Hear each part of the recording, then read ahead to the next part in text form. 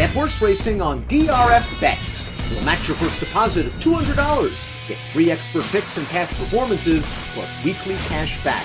All from Daily Racing Form, the most trusted name in horse racing.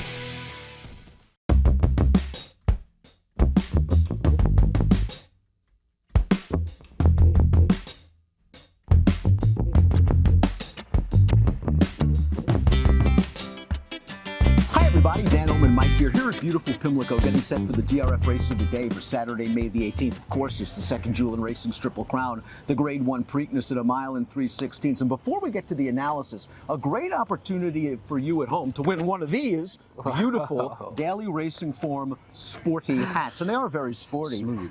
You have 3 chances to win these. All you have to do is subscribe and comment on our DRF Race of the Day video. Let's talk about the Preakness by throwing up our entry card. And the big story thus far is that our morning line favorite, Muth, came down with the temperature. Muth will not be participating, and it changes the race. Yeah, it changes it big time. I guess it depends on how you were looking at it beforehand, Dan.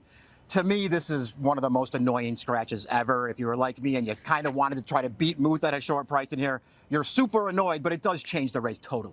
Bob Baffert will still be represented, however, and his entrant, as we take a look at the Timeform US pace projector, Imagination, could be the lone speed, and that worked out very well for Baffert last year when National Treasure took this field gate to wire. Without Muth in the race, it makes Imagination's job a little easier. It really does. It'll still be kind of interesting to see how this thing plays out early. I'm kind of with you. I feel like Imagination makes the lead in here, and maybe he doesn't have Muth just sort of tracking along with him in this race, and it does make his job easier. We'll see if one of these other riders decides to get more aggressive. I have a feeling that Joe Bravo, even if he wants to get aggressive with the one Mugatu, won't be able to get close to the lead because this horse just doesn't have a lot of early speed. He is a confirmed closer. He was 180 to 1 in the Bluegrass, and lo and behold, in his first dirt route, he ran his best race, an 87 buyer, although he was no match for Sierra Leone. This is a big step up in class. You never want to knock long shots because there's simply no margin in it, but he has to do a lot better. Yeah, he's just not competitive based on what he's done on paper. He ran, I guess, fine in the Bluegrass last time. He had a lot going for him that day, though,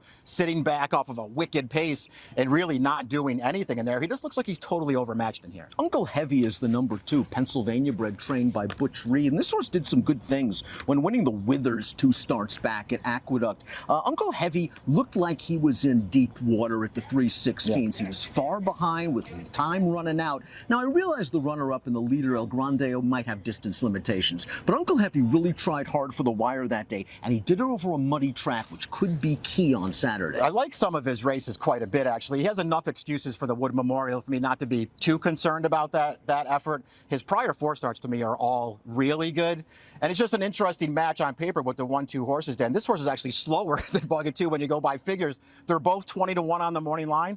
I feel like the 1 has no chance. I think Uncle Heavy actually has a chance. I do think Uncle Heavy has a chance as well. You mentioned the excuses for the Wood Memorial. After the Withers, this horse got stuck in quarantine. Butchie didn't get a chance to really get this horse on the right training schedule. In the Wood, he had a lousy post position, and that race was full of traffic issues. He might be a sleeper. Catching Freedom is the number 3. Catching Freedom has already beaten Mystik Dan, the Kentucky Derby winner. Did so in the Smarty Jones Stakes, and he ran quite well in the Kentucky Derby after winning the Louisiana Derby at this distance. Flavien Prat gave this horse a very nice ride. He saved ground. He followed the winner into the stretch. He was running on at the end. Yeah, he certainly had a lot going for him in that Kentucky Derby. Back off of a fast pace. He got the inside run through the stretch. He was able to follow the winner up the inside. And maybe you could look at it and say he took advantage a little bit in that race. I look at it totally the opposite. I think he actually really ran in there. It was another good performance from a 3-year-old who has nothing but good performances on his card. I know that he came from last stand when he won the Louisiana Derby, but to me, he's not a one-run plotter. If this pace is slow, I think you'll see him in mid-pack somewhere, saving some ground. He'll be within range when this field hits the stretch. And go into your formulator past performances. It may not be sort of a telling stat. Some stats are interesting, some aren't, but Brett Cox does well wheeling horses back on 2 weeks or less rest or less, which of course is a major factor in a race like this. Mystik Dan is our Kentucky Derby winner. We'll skip Muth. He's scratched, obviously. None of us want to see a wet track on Saturday. Well, maybe except Mystik Dan. that's He true. loves it, as evidenced by his victory in the Southwest Stakes, where he received a very similar trip and ride from Brian Hernandez as that brilliant trip and ride in the Kentucky Derby. I think he's a little bit underrated still. A lot of folks are saying, oh, he won because he had the trip in the Derby. No, he won because he had the trip in the Derby. He was also really good chasing a fast pace and finishing strong. There's no denying that he ran really, really well in the Kentucky Derby. There's no denying that he ran really, really well in the Southwest. The one thing those two races have in common, Dan, is he got the kind of trip that he really likes in there. He was closer to the fast pace in the Derby than a lot of other horses, but he was still off of it. He got the inside run in both of those races. Seems like he really likes that. I agree with you. I feel like he's probably underrated, especially based on those two performances. There are still the other 5 races that you have to contend with, and I realized the maiden win was also pretty fast and he looked good winning, but there are races on his card that don't make him look all that superior to these horses. Seize the Gray is up next for Mr. Lucas. This one scored the Grade 2 Pate Mile last time. Now, that's a one-turn race, and I think he benefited from the cutback in distance, but he got a great ride, getting right up close to the field, up to the leaders in that race, and sprinting on home. Now he's got to stretch back out to a mile and 3/16. And I wonder, A, if he's going to be better down the road as a one-turn 7-furlong mile horse, or B, maybe this is too tough from a class standpoint. Yeah, I think all those are valid questions. We'll see how he stacks up in this race. Then I understand why you would want to wheel him back here in 2 weeks and just sort of jump him back up, stretch him back out, and see what happens, because he did run really well in the Pate Mile last time. I just didn't think that was a super strong field, and maybe he just was in the right spot at the right time that day. I don't like him that much in here, but I understand why they're running. Lucas also has Just Steel in this race, and Just Steel actually finished ahead of Mystik Dan, won second in the Arkansas Derby after chasing that foe in the Southwest 2 starts prior. In the Kentucky Derby, you could have knocked me over with a feather. Just Steel was involved in a pretty solid early pace. Now, he tired very badly, but I think he's more of a tracker and a stalker, and I think they're going to be sitting second with him here. Yeah, he was pretty bad in the Derby. I think you might want to be a little lenient just because of the tactics they used. It'll be really interesting to see what Rosario decides to do this time. With Muth out of the race, maybe he goes forward and just lands in a perfect spot in this race, Dan.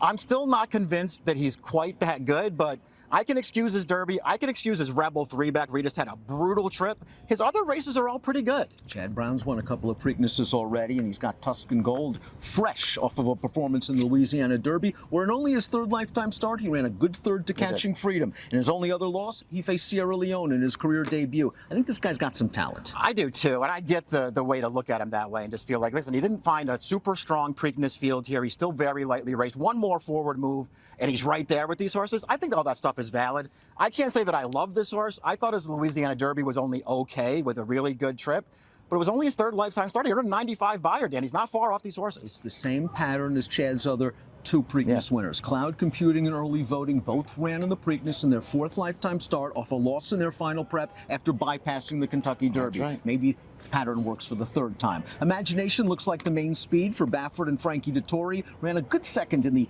Santa Anita Derby. The race we're showing you right now. He got up close to the pace. He made a brief lead. Here's Stronghold on the outside. They fight to the wire, and Imagination's just a neck shy. I wish Stronghold ran a little bit better in the Kentucky Derby, but there was a lot of chaos in that race. Yeah, it's funny. I was going to actually say, you know, Stronghold, he didn't run great in the Derby, but it wasn't terrible. I thought he ran actually okay in there, so maybe that loss isn't a bad one for Imagination. We'll see, Dan. This horse finds himself more often than not in a real battle through the stretch, and sometimes it just feels like he doesn't want to get the job. He lets horses hang around way too long. I hate that about him, but he might be on a clear lead in this race early. And if he's on a clear lead in here, he could be very, very tough to catch, and he might actually be a fairly square price in this race, even with Muth out of the picture. Before we get to our top selections, please click the subscribe button on the Daily Racing Form YouTube channel for the latest DRF video offerings. And of course, if you comment and subscribe, you get an opportunity to win one of 3 of these very nice DRF hats. Top pick time for the Preakness. It's changed after